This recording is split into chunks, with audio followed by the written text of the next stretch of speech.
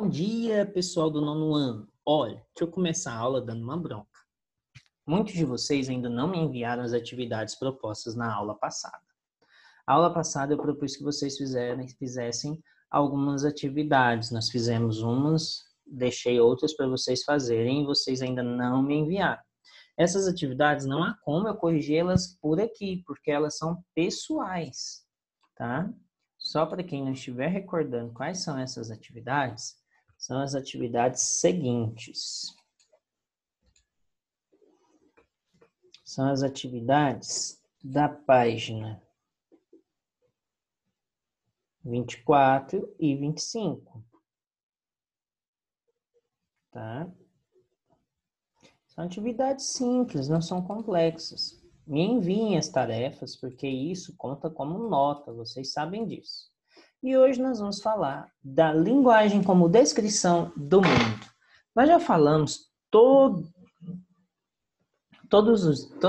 as nossas aulas, a gente vem sempre retomando a ideia da linguagem como ferramenta para nós identificarmos e nós falarmos sobre o mundo. Não há como fazer de outra forma a não ser fazendo a leitura e a explicação desse texto. Então, a linguagem como definição do mundo. O filósofo Ludwig Wittgenstein é considerado um dos mais importantes filósofos do século XX. Na primeira fase de suas pesquisas, ele afirma que a tradição filosófica se dedicou a falsos problemas decorrentes do uso indevido da linguagem. Ele acreditou que, como falávamos de forma errônea, então também viveríamos erroneamente no mundo. Segundo esse pensador, temas como a imortalidade da alma humana não são problemas que realmente podem receber uma solução filosófica. Por quê? Porque são coisas que fogem do mundo, da matéria do mundo, do que o mundo é capaz de nos mostrar. Para ele, a filosofia não deve ter a ambição de desenvolver complexas teorias sobre a realidade, pois sua tarefa é precisamente desvendar a lógica da linguagem, deixando claro o que podemos dizer e o que não podemos dizer, ou seja, identificar os limites próprios do pensamento humano. E para ele, o pensamento humano fazia-se da seguinte forma: o pensamento humano descrevia aquilo que ele via. Então, se a alma humana, por exemplo, na imortalidade da alma humana não podia ser percebido pela lógica humana, então não podia ser descrito. Em outras palavras, a verdadeira atividade filosófica para ele consiste no esclarecimento da lógica da linguagem de sua relação com o mundo. A linguagem para Wittgenstein é a totalidade de proposições, quer dizer, é uma descrição verdadeira do mundo. Como eu disse, para ele o que valia era o que nós falamos e vemos e descrevemos do mundo.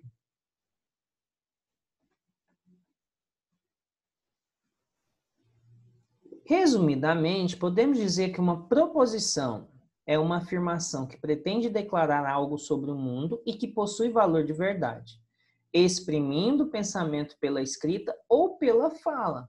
Uma proposição é verdadeira se eu conseguir exprimir pela escrita ou pela fala essa verdade dela. É importante observar que uma proposição não é simplesmente uma sentença, pois a mesma proposição pode ser expressa em diferentes sentenças. Além disso, há sentenças que, apesar de possíveis nas regras gramaticais, não são significativas, isto é, nada podem nos dizer sobre a realidade. Exemplo: as melancias são flores que correm demais nas altas temperaturas dos invernos. Não tem nenhuma regra gramatical que impeça alguém de falar isso. Mas as melancias são flores? Elas correm nas altas temperaturas do inverno? Teremos uma sentença, mas nunca uma proposição verdadeira. Afinal, de que maneira as proposições podem pronunciar a realidade do mundo? Então, como eu vou ter uma proposição realmente válida, porque vai falar a realidade do mundo?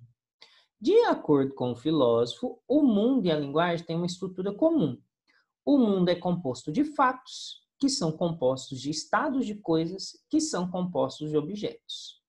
A linguagem é composta de proposições complexas, que são compostas de proposições elementares, que são compostas de nomes. Essa estrutura comum assegura a ligação entre a linguagem e o mundo. Aí ele vai explicar. A linguagem descreve os fatos do mundo. Portanto, se empregamos corretamente a linguagem, estamos representando o mundo, uma vez que este é a totalidade dos fatos.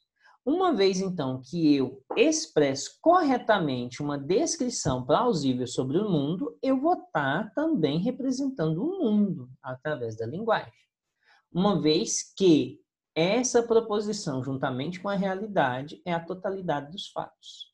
Eu posso dizer, este carrinho é branco.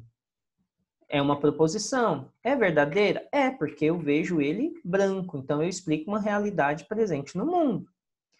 Essa representação mediante a qual a linguagem descreve o mundo é figurativa, ou seja, a linguagem é a figuração da realidade. Essa noção de representação figurativa fica um pouco menos complicada se usarmos o exemplo de uma pintura realista. Quando alguém pinta um quadro em que pretende retratar uma paisagem, deve reproduzir sua pintura. Todos os elementos dessa paisagem, combinando-os da mesma forma como estão posicionados na realidade. Feito isso, teremos uma representação figurativa, quer dizer, a paisagem estará devidamente retratada na pintura. Entendem aí o que ele faz? Ele faz uma junção, ele faz uma explicação com a ideia do realismo, que a gente já estudou lá na arte, com a ideia da figura como proposição realista e descrição do mundo.